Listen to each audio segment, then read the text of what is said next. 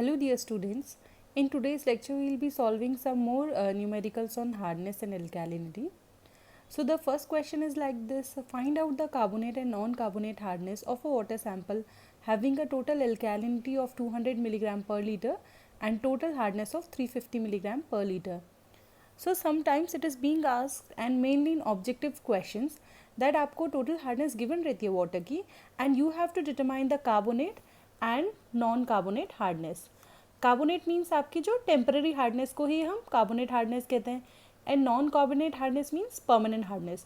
तो आपको total hardness की value given रहती है and आपको इन दोनों की separate value बतानी होती है. तो हमेशा इस टाइप के क्वेश्चंस में आपको क्या करना है, जो कार्बोनेट हार्डनेस होगी वो होगी lesser of alkalinity and total hardness. Means alkalinity and total hardness में जो लेस वैल्यू है that would be your carbonate hardness और temporary hardness. So in this question as alkalinity is 200 milligram per litre and total hardness is 350 milligram per liter, so the lesser value is this one, so carbonate hardness will be 200 milligram per liter.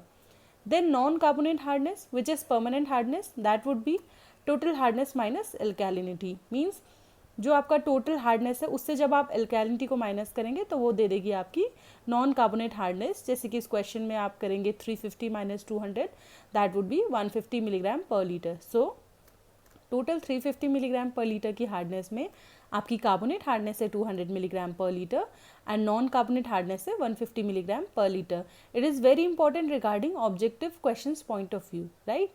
So again I am telling you, if you have been asked to find out the carbonate and non-carbonate hardness separately, so the carbonate hardness will be the lesser of alkalinity and total hardness, right? And then non-carbonate hardness would be total hardness minus alkalinity, right? Now there is a note in this topic that if alkalinity is greater than total hardness, then all the hardness present in water is carbonate hardness and non-carbonate hardness is reported as zero. Means अगर given question में आपकी जो अल्कैलिनिटी है वो total hardness से बड़ी है तो जो उस पानी में वो हार्डनेस होगी वो सारी की सारी कार्बोनेट हार्डनेस होगी एंड नॉन कार्बोनेट हार्डनेस को आप ज़ीरो पुट करेंगे. जैसे कि इसी के बेस पे क्वेश्चन फिर सॉल्व करते हैं कि find out the carbonate and non carbonate hardness of a water sample having total alkalinity of 300 milligram per litre and total hardness of 200 milligram per litre.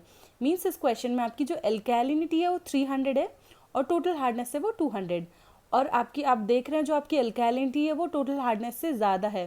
तो अभी हमने नोट में लिखा था अगर एल्कैलिनिटी टोटल हार्डनेस से ज़्यादा है तो जो आपकी नॉन कार्बोनेट हार्डनेस होगी वो ज़ीरो होगी एंड कार्बोनेट हार्डनेस आपकी हो जाएगी जितनी टोटल हार्डनेस है that is 200 milligram per litre.